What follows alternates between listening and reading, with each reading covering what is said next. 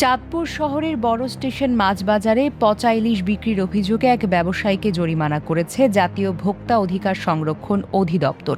একই অভিযানে বিভিন্ন অনিয়মের দায়ে আরও 2 প্রতিষ্ঠানকে জরিমানা করা হয়েছে। দুপুরে চাঁদপুর শহরের বড় স্টেশন মাছবাজার, ছায়াবানীর মোড় ও স্টেডিয়াম রোড এলাকায় অভিযান পরিচালনা করা হয়। অভিযান চলাকালে মেসার্স ইসমাইল ট্রেডার্সে ধরা পড়ে একাধিক অনিয়ম, নিবন্ধনে নবায়ন না থাকা, বিক্রয় রসিদ ব্যবহার না করা এবং পচা ইলিশ বিক্রির অভিযোগে প্রতিষ্ঠানটিকে 4,000 টাকা জরিমানা করা হয়। এদিকে উৎপাদন ও মেয়াদ উত্তীর্ণের তারিখবিহীন খাবার সংরক্ষণ ও বিক্রি এবং বিদেশি পণ্যে আমদানিকারকের লেবেল না থাকার অভিযোগে তুবা মার্টকে 10,000 টাকা জরিমানা করা হয়েছে। অন্যদিকে অস্বাস্থ্যকর পরিবেশে খাদ্যদ্রব্য সংরক্ষণ ও বিক্রির দায়ে ফুড বাইটসকে জরিমানা করা হয় 2,000 টাকা।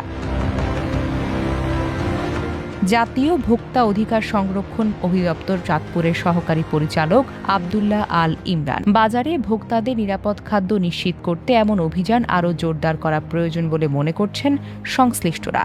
কারণ মাছের বাজারে পচা বা অনিরাপদ খাদ্য বিক্রি শুধু ভোক্তাকে আর্থিকভাবেই ক্ষতিগ্রস্ত করে না, বরং তৈরি করতে পারে গুরুতর স্বাস্থ্য ঝুঁকিও। তাই ইলিশের মতো জনপ্রিয় দামি মাছ কেনার সময় ক্রেতাদেরও সতর্ক থাকার পরামর্শ দেওয়া হচ্ছে।